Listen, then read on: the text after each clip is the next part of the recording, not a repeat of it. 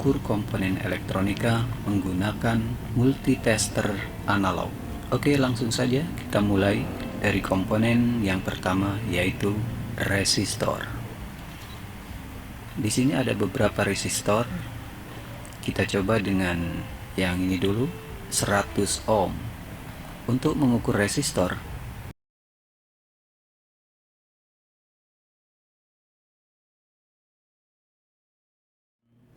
selektor multitesternya ini mulai dari kali 1, kali 10, atau kali 1K juga bisa, tergantung nilai resistornya. Oke, untuk yang 100 ohm ini kita bisa gunakan kali 10 atau kali 1. Kita coba posisikan ke kali 10. Jangan lupa dikalibrasi dulu. Oke, ini boleh dibolak-balik karena resistor tidak ada polaritasnya. Oke, kita ukur 100 ohm. Oke, jarum bergerak dan berhenti di angka 10 ohm. Sementara posisi selektornya di kali 10.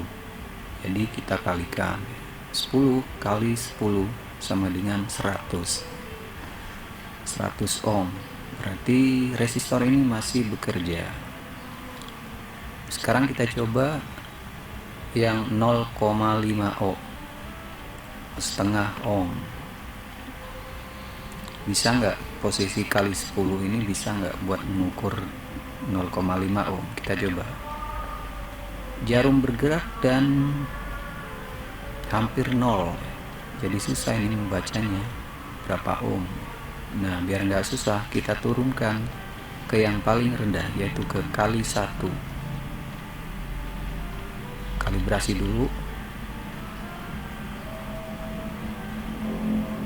Coba kita ukur. Jarum bergerak dan berhenti di antara 1 dan 0. Berarti setengah. Posisi selektor dikali 1. Berarti setengah kali 1. Oke, ini berarti setengah ohm, 0,5 ohm. Jadi resistor ini masih bagus. Bagaimana dengan yang 10K, 10 kilo ohm? Bisa nggak posisi kali 1 buat mengukur resistor ukuran resistansi 10 kilo ohm? Untuk resistor yang nilainya kiloan, maksud saya yang 1 kilo, 2 kilo, ya 10 kilo dan seterusnya, itu sebaiknya kita posisikan ke kali 1K supaya kita tidak bingung bacanya, supaya lebih gampang untuk dibaca. Oke, ini contohnya. Kalau kita biarkan ke kali 1 gini, terus kita ukur resistor 10K, ternyata nggak bergerak. Ini bukan resistornya putus, tapi multitesternya kurang sensitif, jadi kita naikkan. Coba langsung aja ke kali 1K. Oke, kalibrasi dulu ya. Sekarang kita ukur. Jarum bergerak dan berhenti di angka 10, sementara selektornya di kali 1K. Berarti 10 kali 1K sama dengan 10K, 10 kilo ohm. Berarti resistor ini masih baik. Oke, jadi begitulah cara sederhana mengukur komponen resistor dengan multitester analog. Selanjutnya coba kita ukur komponen kapasitor. Kita mulai dengan kapasitor elko. Untuk mengukur elko, kita juga bisa memposisikan selektor multitesternya ke kali 1, kali 10, bahkan kali 1K juga bisa, tergantung nilai kapasitansinya. Coba kita mulai dari yang ini, yang agak besar, 10.000 microfarad. Untuk elko yang agak besar, sebaiknya posisikan selektor multitesternya ke kali 1 supaya lebih aman. Soalnya kalau kita posisikan ke kali 10 100, apalagi ke 1K, ini nanti jarum multitesternya akan bergerak mentok banget. Jadi sebaiknya dikali 1 untuk elko yang besar. Oke, kita rubah ke kali 1.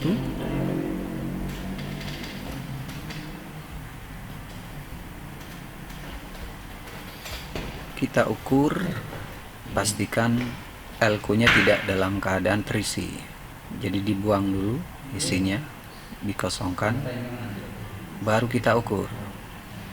Jarum bergerak dan kembali lagi ke semula. Kemudian kita balik. Perhatikan jarumnya bergerak dan kembali ke semula. Jika jarum bergerak terus nggak kembali, nggak balik-balik, berarti elko-nya ya sudah rusak, sudah bocor. Atau ketika diukur nggak bergerak sama sekali, berarti sudah mati. Baik, kita coba dengan elko yang lebih kecil. Ini ada 100 microfarad. Oke, coba 100 microfarad kita coba ukur. Iya, perhatikan jarumnya bergerak sedikit sekali. Kita balik, ternyata juga bergerak sedikit dan kembali. Jadi semakin kecil kapasitansinya, gerakan jarumnya akan semakin sedikit. Kalau memang dirasa susah banget membacanya, sebaiknya kita rubah ke yang lebih tinggi, yang lebih sensitif. Oke, coba kita rubah ke kali 10. Kita kosongkan dulu. Coba diukur, bergerak dan kembali. Kita balik, bergerak dan kembali ke semula.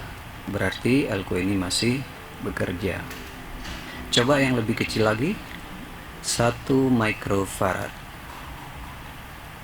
Kita ukur, ternyata nggak bergerak. Apa berarti ini putus? Belum tentu. Bisa jadi ini karena terlalu kecil, maka multitesternya nggak bisa ngebaca. Kita coba naikkan, kita rubah selektornya ke yang lebih peka, kali 1K. Coba. Oke, kosongkan lagi, coba diukur. Iya, bergerak dan kembali. Kita balik, bergerak dan kembali ke semula. Berarti elko ini juga masih bagus. Nah, itu tadi untuk kapasitor elko.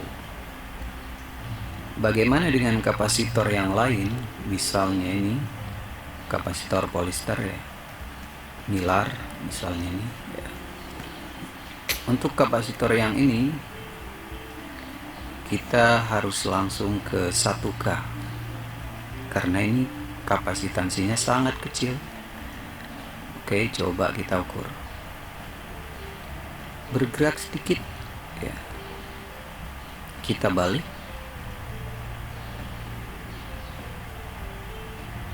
juga bergerak sedikit dan kembali. Berarti kapasitor ini masih bagus. Coba yang lebih kecil.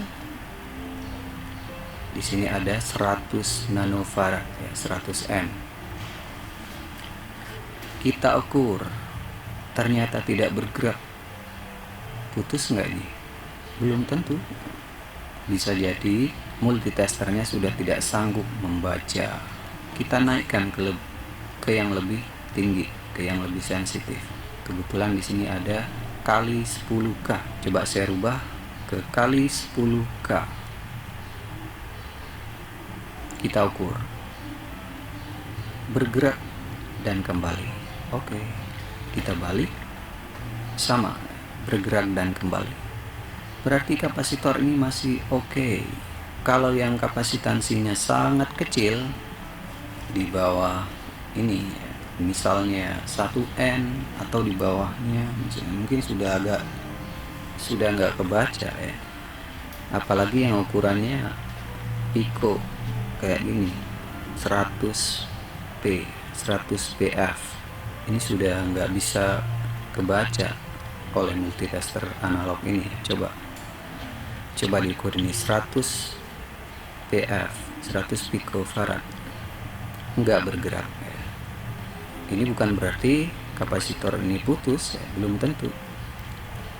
Ini disebabkan kapasitansinya terlalu kecil sehingga multitester ini sudah tidak bisa membaca. Jadi perlu alat khusus untuk mengukur ini ya.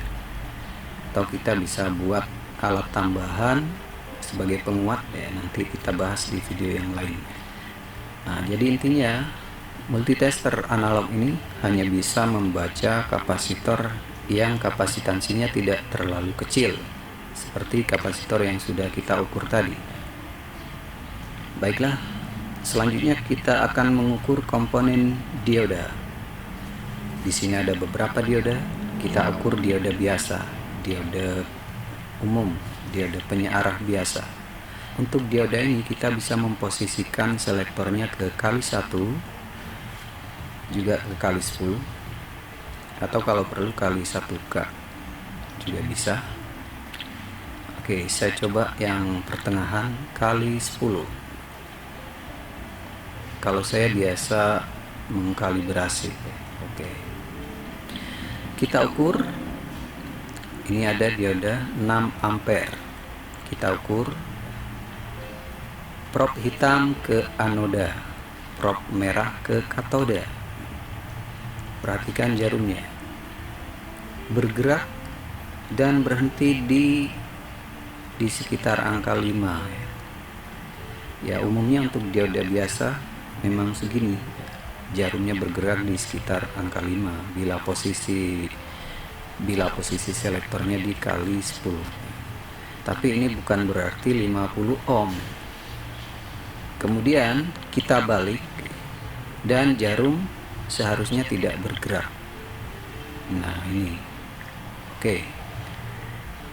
Jika ketika dibalik ini jarum malah bergerak banyak banget, itu berarti bocor. Jadi begitu ya cara mengukur dioda. Prop hitam ke anoda, prop merah ke katoda, jarum akan bergerak. Jika jarum bergerak mentok misalnya, itu kayaknya udah bermasalah diodanya.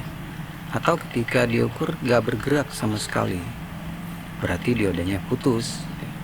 Jadi yang normal ya bergerak dan nilainya ya sekitar segini.